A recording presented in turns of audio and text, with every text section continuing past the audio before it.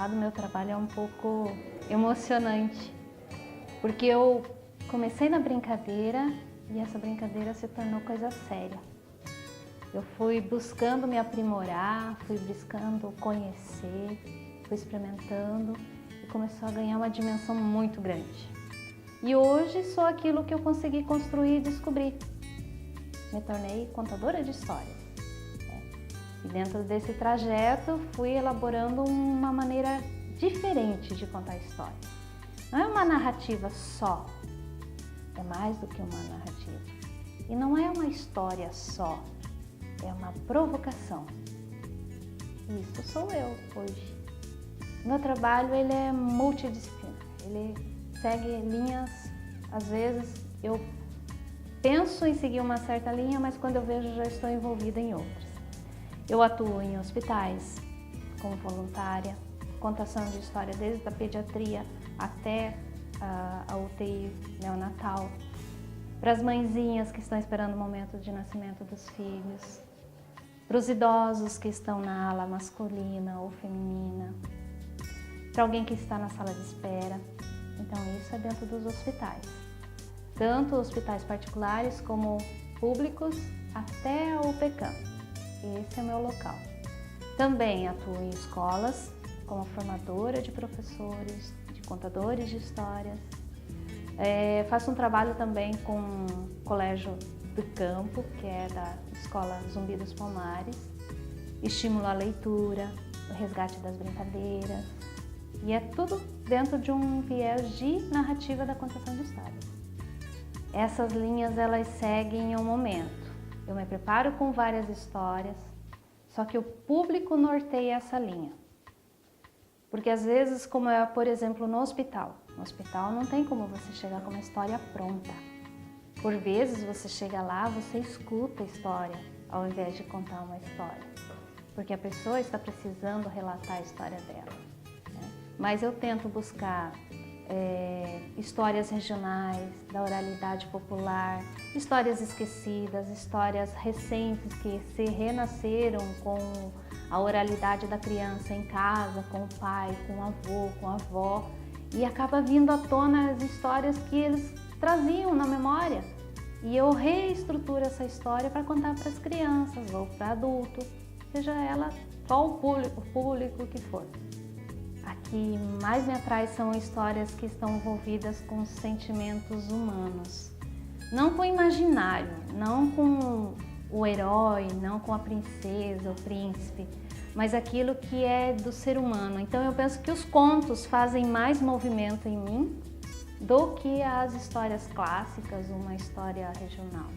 Contos é um grande desafio, assim, muito grande, cheio de percalços, de areias movediças, porque você, como contadora de história e não trazendo nada tecnológico em suas mãos, às vezes um texto, às vezes um livro, ou às vezes só um fantoche, ou uma representatividade, uma simbologia da história que você vai contar, ela não se assemelha à realidade das crianças, principalmente.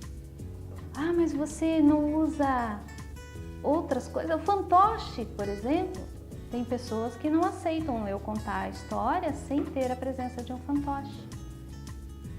Mas não tem que ter pronto, tem que imaginar. E esse é o maior desafio, ensinar a criança a imaginar. Eu já houve momentos em que eu parei a história, pausei a história, porque uma criança de 4 anos me perdeu no meio da história. Mas como é que imagina? Aí, a partir daquele momento, a gente tem que fazer um exercício de imaginação para daí, então, continuar e finalizar a história. Então, eu acredito que essa disfunção, esse não exercício da imaginação, de receber tudo pronto hoje, ligar um botãozinho ou arrastar uma tela, tudo se transforma, esse seja o maior desafio em você oralizar e estimular uma imaginação numa criança. Porque eu penso que a história ela tem que passar pelo corpo com uma certa vivência. Se o corpo não reage a determinadas lembranças, a determinados roteiros da história, não fica.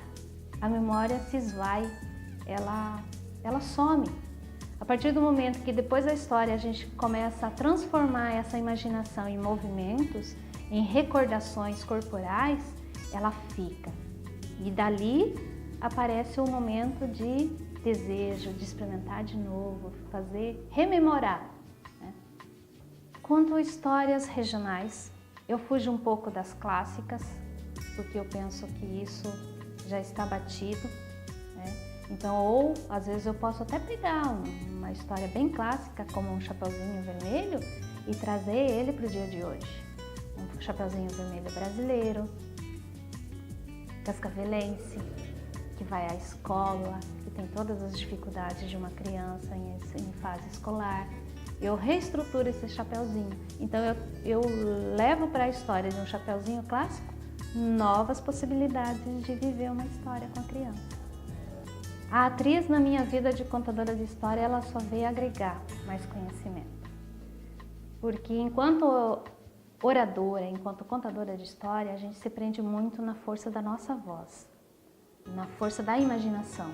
A partir do momento em que você traz conhecimentos corporais de dentro do teatro, dessa linguagem dramática ou da linguagem cômica, né? Ela começa a surtir mais efeitos, o teu corpo começa a falar de verdade. Por isso, essa necessidade de se expressar não só pela voz, mas pelo corpo. De ir ao chão com a criança, rolar com a criança depois da contação de história, inventar brincadeiras dentro de um tema da história que você acabou de narrar para eles. Pegar o livro e transformar em movimento, isso é quase uma viagem dentro das possibilidades corporais que eu aprendi na área de teatro. É viciante contar história. Quando você se redescobre, se encontra, se reconhece dentro dessa personagem que norteia a história, você começa a se sentir mais poderoso, com certo poder de avançar lugares em que numa conversa, num bate-papo normal, você não alcança. E isso é mágico, isso é provocativo, é quase um vício. Quando você experimenta a primeira vez, logo você quer voltar e fazer melhor e buscar outras possibilidades, outras ferramentas, outras maneiras de fazer a diferença. E ser contadora de história e ser atriz ao mesmo tempo, isso me completa. Para não ter medo. É como se tivesse um lago negro na sua frente, mas que esse lago negro esconde mistérios deliciosos de serem vividos. E não há outra forma de você vivê-los. Você olha, ele vai te refletir ali a sua imagem, mas o íntimo dele só se você mergulhar. Então, deixa o medo de lado, experimente. Oralizar para uma criança, escutar um idoso, se permitir imaginar coisas que você acha que é só de coisa de criança. Não, adulto tem um potencial enorme de sonhar acordado e de fazer a diferença nas relações. Então, oralize. Se recorda de algum conto, algum trecho, algum causo.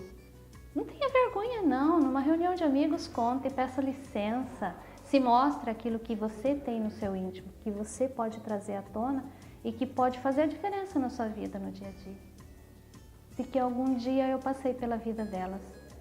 Não precisa lembrar o nome, mas se lembrar algum trecho da história que eu contei, já serei eterna.